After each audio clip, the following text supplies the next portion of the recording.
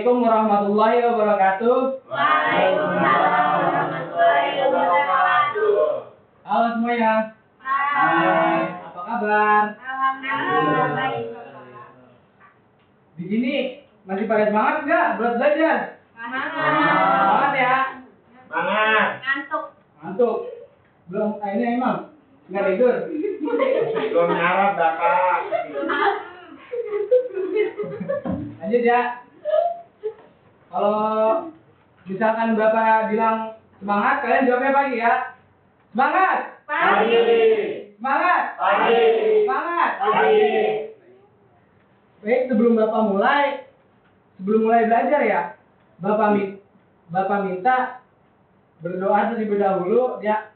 Ya, Bapak pengennya dipimpin oleh ketua kelas. Ini kayak Pak. Oh, kayaknya ya. Ya, silakan dipimpin. Bukan Pak. Ya, nggak apa-apa pimpin sebelum belajar supaya ilmu yang diberikan hari ini bisa bermanfaat. Sebelum kita mulai pembelajaran kali ini, alangkah baiknya kita berdoa biar belajar kita lancar. Amin. Berdoa di dalam hati mulai.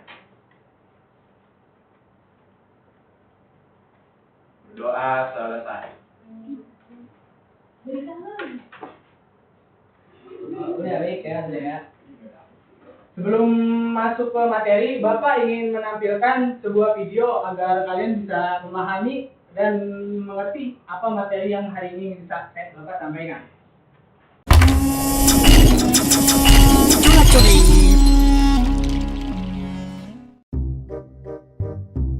Pak, belikan HP baru dong. HP kamu kan masih bagus, nak. Iya sih, Pak, tapi aku pingin tipe yang terbaru biar nggak ketinggalan tren. Alah, paling juga modelnya aja yang baru. Udah, pakai yang ada aja. Bapak ini nggak asik nggak sayang sama anak. Bukannya gitu, tapi kita nggak boleh menyanyiakan uang untuk hal yang sebenarnya tidak diperlukan. Itu sama halnya boros atau mubazir. Males pokoknya aku nggak mau tahu. Harus beli HP baru. Wih, dapat juga HP baru. Selamat tinggal HP lama. Semoga kamu tenang di alam sana. Cie, HP baru nih bro. Nih baru aja mau unboxing. Hah? Gak usah kaget gitu, kayak lihat hantu aja. Kita kan temenan. Amit-amit gak mau temenan sama kamu. Langit, bisakah kau turunkan petir? Sungguh malang nasibku. Mereka suka mengikuti sifatku, tapi tidak pernah menganggapku. Maksudnya, maaf, jadi curhat. Intinya siapapun yang memiliki sifat boros atau suka kemubadiran, maka otomatis dia jadi temanku. Kok bisa? Ya bisa dong, kan sudah jelas ayatnya. Coba kamu baca surat Al-Isra ayat 27. Sesungguhnya orang-orang yang pemboros itu adalah saudara setan, dan setan itu sangat ingkar kepada Tuhannya. Jadi kamu ini setan yang dimaksud itu? Tolong aku. Tenang saja kawan, aku akan setia menemanimu di neraka ini. Tidak, ini semua gara-gara kamu. Kamu yang membuatku tersesat semasa hidup. Namanya juga teman sejati. Berbuat dosa bersama, masuk neraka juga bersama. Tidak, jangan. Astagfirullah, apa yang sudah aku perbuat? Ya Tuhan kami, ampunilah dosa-dosa kami dan tindakan-tindakan kami yang berlebih-lebihan dalam urusan kami, dan tetapkanlah pendirian kami, dan tolonglah kami terhadap kaum yang kafir. Yang pertama, apa itu foya-foya? Foya-foya adalah perilaku hidup boros dan menghabiskan harta atau kekayaan untuk hal-hal yang tidak bermanfaat. Perilaku ini biasanya ditandai dengan kebiasaan yang menghamburkan uang untuk kesenangan tanpa memikirkan masa depan. Jadi, foya-foya itu kayak misalkan orang sering buang-buang uang gitu. Jadi kalau misalkan dia senang-senang punya duit, tapi setiap punya uang tuh uangnya tuh selalu habis. Jadi entah itu mau buat kesenangan dia, mau beli apa, misalnya nih kayak ada HP baru, HP model baru, nah itu dia langsung beli. Terus ada barang kayak fashion yang baru apalah gitu, langsung beli. Jadi tidak memikirkan ke belakangnya. Ke depan. Larangan foya-foya dalam Islam. Harta merupakan cobaan bagi pemiliknya. Jika harta digunakan dengan baik, maka harta bisa bermanfaat baginya. Sebaliknya, kalau harta dikelola secara salah, maka akan mencelakakannya. Harta bisa menjadi tercela jika dijadikan tujuan utama oleh pemiliknya. Dalam proses mencarinya tidak diniatkan untuk beribadah kepada Allah. Jadi harta itu akan cepat habis apabila harta itu dicari tidak menggunakan niat untuk beribadah, melainkan mencari harta untuk kesenangannya saja. Kayak tidak melakukan sedekah atau beramal semacam itulah. Ayat 26 dan ayat 26 27. Bismillahirrahmanirrahim. Wa ati dzal qurba haqqahu wal miskina wa ibnas sabil والمسكين وابن السبيل ولا تبذر تبذيرا إن المبذرين كانوا إخوان الشياطين وكان الشيطان لربه كفورا. Orang-orang yang pemboros itu adalah saudara setan, dan setan itu sangat ingkar kepada Tuhan ya. Dari pengertian ini ada yang bisa menjelaskan tidak? Mau jawab sendiri apa bawa pilih? Saya Pak. Boleh, saudara. Jadi kalau misalnya kita punya sebagian harta, jangan kita pakai buat sendiri. Iya. Kalau misalnya ada lebihnya, bagikan ke kerabat dekat yang lebih membutuhkan, atau orang miskin, atau orang fakir dan sebagainya. Karena sesungguhnya sifat yang boros itu sebagian dari sifat setan Pak. Yang begitu Pak. Ada lagi? Cewek? Oke, lanjut ya.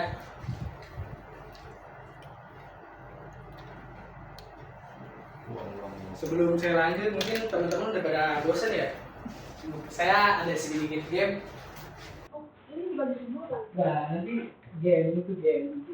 Kalian tuh rebutan ngambil. Itu mah udah dikasih game.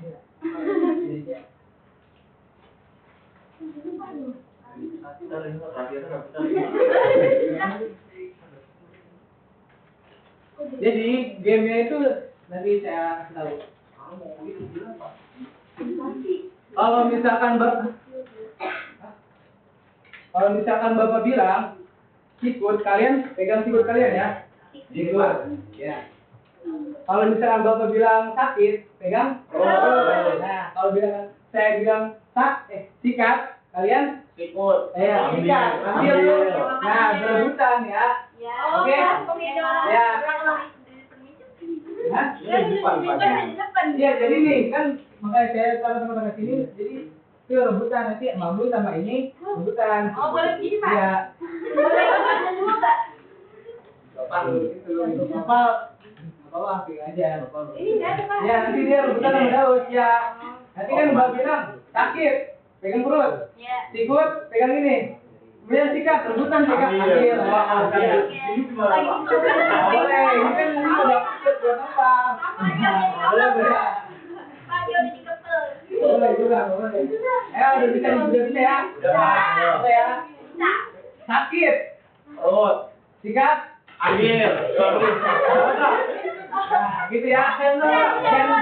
Jangan terpaku pada saya ya. Dengar suara ya. Oke. Udah bisa, boleh? Bisa. Oke. Itu taruh meja dulu. Ya, datang ya. Ya, dengerin ya. Ya. Sikut. Sakit. Sikut. Sikat. Kalau dia udah bilang, Ya, Pak.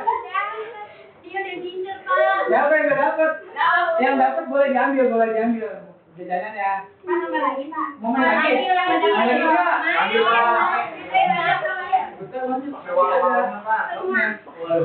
Pak, bisa pinter. Main banyakin, Pak. Main yang banget. Dia mahal. Ayo, udah, Pak. Ayo, sampai. Ini dulu, Pak.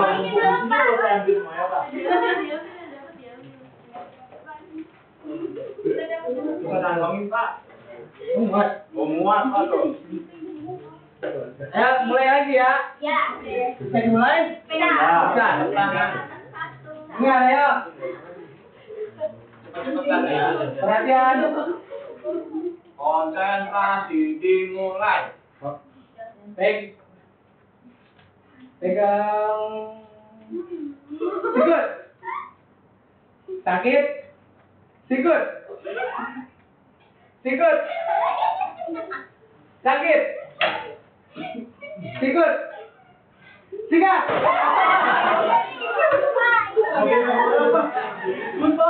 Udah.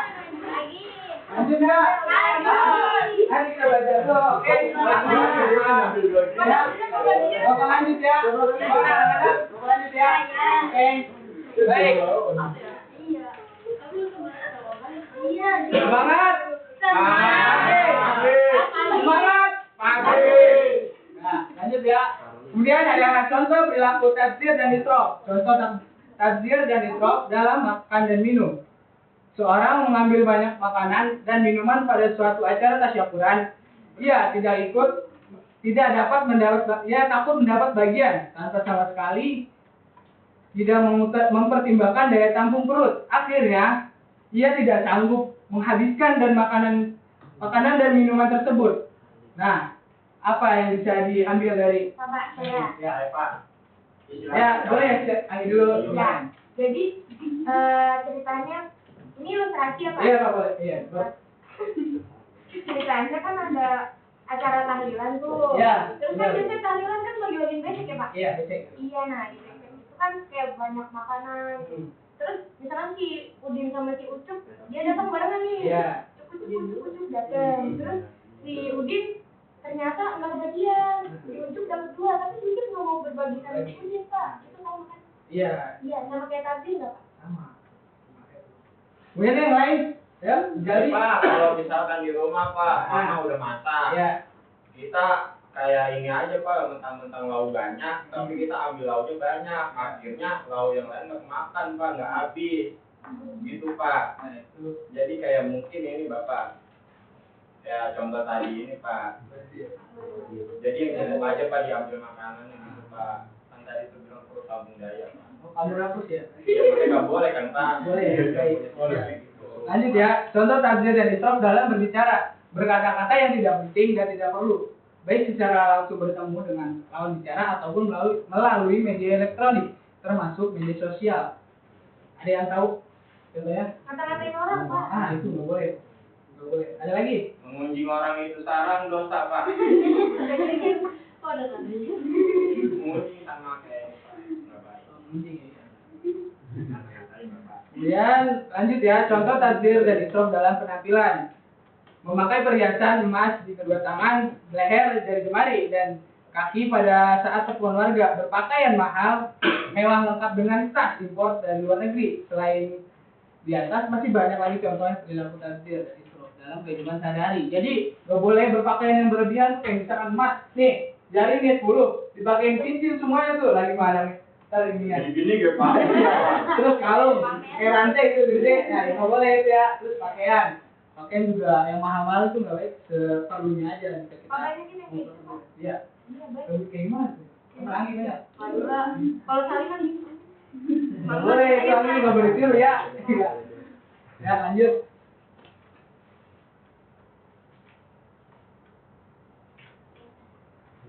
Dampak negatif hidup berfoya-foya. Ada yang tahu dampak negatifnya? Ayo, bisa ini bacakan. Baca. Ya, ngomong Baca. Iya baca. Very good. 1. Kehabisan harta untuk Akal dan berserah diri kepada Allah. 3. Menimbulkan kesenjangan sosial karena kebiasaan memamerkan kemewahan. 4. Merusak karakter seseorang, menjadikan individu yang malas dan terlalu bergantung pada harta. Jadi yang pertama ini kehabisan harta untuk kebutuhan yang lebih penting. Jadi seorang tuh biasa saat memiliki harta lebih itu lebih senang untuk kesenangan pribadi. Jadi nggak bisa nahan hartanya tuh buat kebutuhan yang lain. Jadi selalu kita pengen saat membutuhkan apa gitu. Jadi selalu habis uangnya gitu. Kemudian yang kedua jauh dari sikap tawakal dan berserah diri. Jadi apabila kayak misalkan punya rezeki nih, dia lupa sama Allah, giliran dia susah gitu. Kayak iya kayak kesel gitu, nggak bersyukur, padahal Allah lebih sering ngasih rezeki.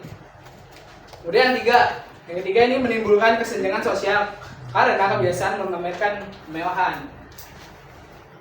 Kemudian merusak karakter seorang, menjadikan individu malas dan terlalu bergantung pada harta. Nah, ini sering banget nih, merusak karakter. Jadi orang tuh apabila punya harta jadi lebih sombong dan lupa sama semuanya yang pernah ngebantu dulu pada saat orang tersebut lagi di bawah.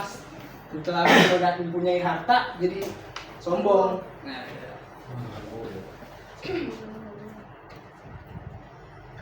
cara menghindari sifat berfoya-foya. Yang pertama, ya, ini yang pertama. Yang satu, membelanjakan harta sesuai dengan skala prioritas kebutuhan. Nah, jadi ya, untuk menghindari sifat berfoya-foya, yang pertama ini adalah membelanjakan harta sesuai dengan skala prioritas kebutuhan. Jadi apabila ingin belanja tuh di list dulu dari rumah nih, apa aja belanjaan yang ingin belanja, kemudian sampai sono jangan kalap apa aja pengen dibeli. Nah, biasanya kan gitu ya. Nah, gitu. Nah, kemudian yang kedua, ayo baca. Sama. Kedua, membiasakan bersedekah dan membantu orang lain. Membiasakan bersedekah dan membantu orang lain. Jadi dibiasakan tuh apabila memiliki rezeki yang berlebih itu sering membantu. Apabila kita dalam perjalanan ketemu orang yang kesusahan itu kita bantu. Terus sering berinfak lah gitu. Yang ketiga, ayo Ketiga, bergaya hidup sederhana, selalu bersyukur, serta bertindak selektif dan terencana. Nah, selalu bergaya hidup sederhana, selalu bersyukur serta bertindak selektif dan terencana. Jadi berarti memiliki gaya hidup yang tidak berlebihan, sesuai kebutuhan dan apa yang selalu bersyukur apa aja yang dia punya. Oke. Ya. Materi yang bapak saya sebutkan tadi, jelaskan. Pak, Ya. kalau misalkan lagi ini nih, habis belanja atau habis makan apa, makan jajanan yang lain nih gitu kan, Iya. yang enak-enak. Iya. Terus Anji posting tuh, kira-kira itu salah satu termasuk pamer, sekalipun itu sedekah, sekalipun itu pamer atau bukan Pak? Kalau misalkan Anggi mempublikasinya dengan rasa kayak oh ini mah kesenangan Anggi, tidak bermaksud ria itu baik saja. Tapi jika ada orang yang kayak ngomong gak suka nih dia ngeposting dulu kayak gitu, misalkan Anggi pamer nih, bukan pamer ya, jatuhnya ngepost video lagi dimakan ini, dia mah terus ada temennya gitu kayak ngomong dia mah kayak gitu nggak, sebenarnya Anggi nggak salah, itu cuma dari temannya aja mungkin yang menyikapinya berlebihan. Nggak seneng dia mau. Ya. Berarti tergantung niat kita ya Pak? Iya benar. Dea, mungkin Dea sebelum pulang, ayo saudara Rijal berdoa sebelum pulang dipimpin.